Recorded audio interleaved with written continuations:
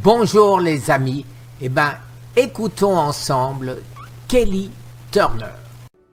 Et puis, un jour, tout a basculé. Je suis tombée sur mon premier cas de rémission totale et ça m'a pétrifiée. Il s'agissait d'un homme qui avait été renvoyé chez lui pour mourir, avec un cancer du rein de stade 4, et il est toujours vivant 20 ans plus tard. On devrait tous connaître son nom, on devrait savoir qui c'est, même si on ne peut pas l'expliquer. Après, j'ai vu qu'il y avait plus de 1000 cas dans des revues médicales, vérifiés et publiés par des médecins. Pour chaque rapport, à la fin, on lisait « Hypothèse inconnue ». Je vais demander à mes deux oncologues, eux aussi, de rédiger un rapport me concernant. Donc, on sait que ces médecins prenaient le temps d'écrire un rapport, mais aucun d'entre eux n'avait pris le temps de chercher à comprendre. Et c'est là que je me suis mise en colère. Il y avait 1000 cas de gens qui ont vaincu cette maladie et on les ignore, on ne va rien faire. Je n'étais pas d'accord.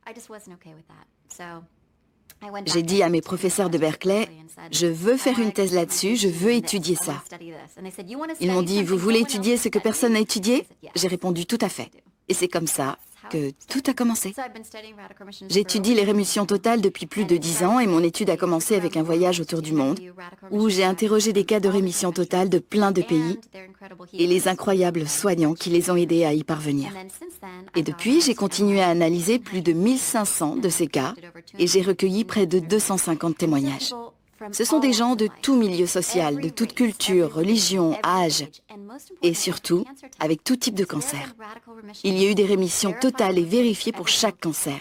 Et je trouve ça incroyablement encourageant de savoir que même des malades du cancer du pancréas, du cancer des poumons, avec une grosse tumeur au cerveau qu'on ne peut soi-disant pas opérer, ce sont des exemples de patients qui ont guéri d'un cancer. Est-ce que ça veut dire qu'on va tous guérir? Non, mais ça prouve que ça doit être étudié et qu'il y a une chose incroyable à apprendre. Les statistiques sont impersonnelles. Et vous êtes une personne dont on ne sait de quoi vous êtes capable ou où vous irez. Si quelqu'un vous dit il y a 1% de chance de guérir de votre type de cancer, il faut bien que quelqu'un soit ce 1%, alors pourquoi ce ne serait pas moi? Et les gens que j'ai interrogés ont eu cette réaction. On leur a dit qu'ils avaient 3 mois à vivre. Et ils ont dit, s'il y a 1% de chance, je ferai partie de ce 1%. Et je reviendrai dans un an pour vous montrer que vous aviez tort. Et j'adore cette attitude parce que ça montre qu'ils étaient prêts à tout changer et à tout essayer pour aller mieux. Et souvent, cette volonté de changer, c'est ce qui les a guidés sur leur chemin personnel. Ils n'ont pas tous guéri de la même façon, mais ils étaient prêts à aller n'importe où et à explorer la part obscure de leur passé, ou à revoir leur régime pas si exemplaire, ou bien leur relation pas si idéale, tout ce qui empêche leur système immunitaire de fonctionner de manière optimale. S'ils sont prêts à faire le pas, ils le font. On ne leur avait jamais demandé comment ils avaient guéri, mais interview après interview, j'ai remarqué des similitudes. Pour ces études, il y a l'approche qualitative et quantitative. Et j'étudie les deux. Mais quand il n'y a pas d'hypothèse, qu'on fait des rapports, on ne sait pas comment il a guéri, alors il faut commencer par une approche qualitative. Et ça revient à demander à la personne, selon vous, que s'est-il passé? Et vous entrez sans hypothèse, donc vous ne leur imposez aucune de vos croyances, ce qui est important. Parce que dans la médecine moderne, c'est souvent un médecin qui impose ses enseignements sur les patients. Et c'est super, l'enseignement est indispensable. On a énormément de connaissances par la médecine occidentale. Mais ça amenuise notre puissance et notre sagesse sur la façon de mieux se sentir dans notre corps. Alors oui les amis, je me retrouve à 100% dans ce que dit et décrit Kelly. En tout, j'ai découvert 75 choses que ces gens ont faites pour guérir. Mais peu de personnes utilisent complètement ces 75 choses. Néanmoins, en regardant les données, ils en avaient 9 en commun. Voilà comment j'ai trouvé ces 9 facteurs. Ce n'est pas moi qui les ai trouvés, ce sont eux. J'ai juste écouté. Le reste, c'est mental, émotionnel et spirituel. Les 2 choses physiques qu'ils avaient fait, c'était changer leur régime alimentaire. Comme vous pouvez le deviner, ils ne mangent pas plus de donuts, mais ils mangent beaucoup plus de fruits et de légumes. Ils réduisent la viande, le blé, les sucreries et les produits laitiers. Ils boivent de l'eau filtrée et mangent bio le plus possible. Ça variait selon les personnes. Certains ont mangé cru, d'autres étaient véganes, d'autres suivaient le régime cétogène, macrobiotique, paléo, ce que vous voulez. Mais le principe, c'est beaucoup plus de légumes, du bio, de l'eau filtrée et supprimer ce qui favorise l'inflammation du corps, comme la viande, le blé, les produits laitiers. Donc c'est un gros changement. Concernant les herbes et compléments alimentaires, c'est un peu plus compliqué. Pour les compléments, je pensais qu'ils prenaient les mêmes choses. Pour que je revienne en disant « Devinez quoi, j'ai fait des recherches, il suffit de manger ce champignon pour guérir ». Mais non, chacun prenait plein de compléments différents. Et ça se comprend parce que chaque corps est différent. Vous avez peut-être des métaux lourds à détoxifier de votre corps. Mon problème n'est pas les métaux lourds, mais c'est peut-être une carence en, je ne sais pas, une carence en oligo-éléments, donc je dois la combler. Donc vous devez dégager quelque chose de votre corps, alors que moi, je dois en ajouter. Vous comprenez ce que je veux dire? Donc c'est bien qu'il n'y ait pas qu'un seul complément.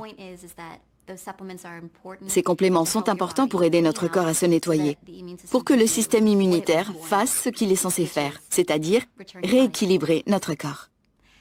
Les autres facteurs sont d'ordre mental, émotionnel et spirituel. Et toutes ces choses renforcent notre système immunitaire grâce à la libération d'hormones par des glandes du cerveau.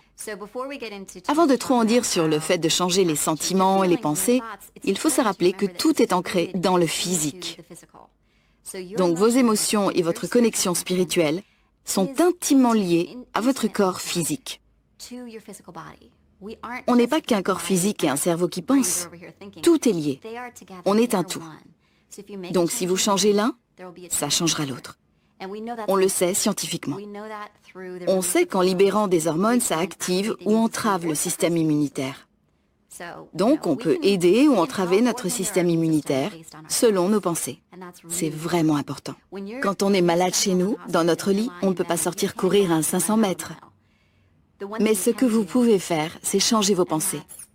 Ça donne de la force. Et il n'y a pas d'ordre, je le répète, parce qu'on ne sait pas encore lequel de ces 9 facteurs est le plus important. On sait juste que les gens en rémission totale ont suivi ces 9 facteurs.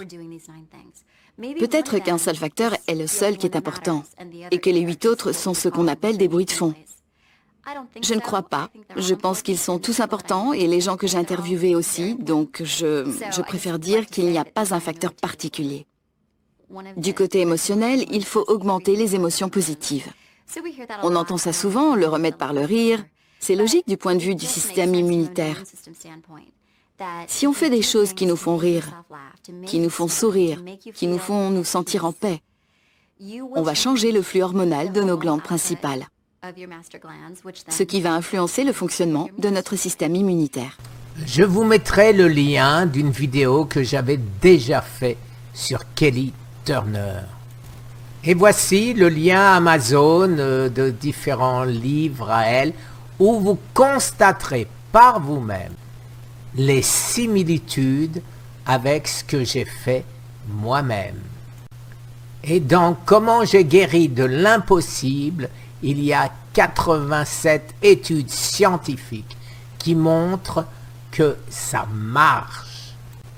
Et mon premier livre a été traduit en anglais et disponible sur Amazon et avec, tenez-vous bien, j'ai cette chance, une préface de Thomas Seyfried, professeur à Boston College. La version française de Cancer terminal, elle, a une préface du professeur Maurice Israël, 15 ans, à la tête d'une des antennes du CNRS. Alors la nouvelle orientation de ma chaîne 2022, c'est de vous donner les clés de la rémission, une après l'autre, que ce soit l'alimentation, les nutriments et le moral. Merci les amis, une très bonne journée.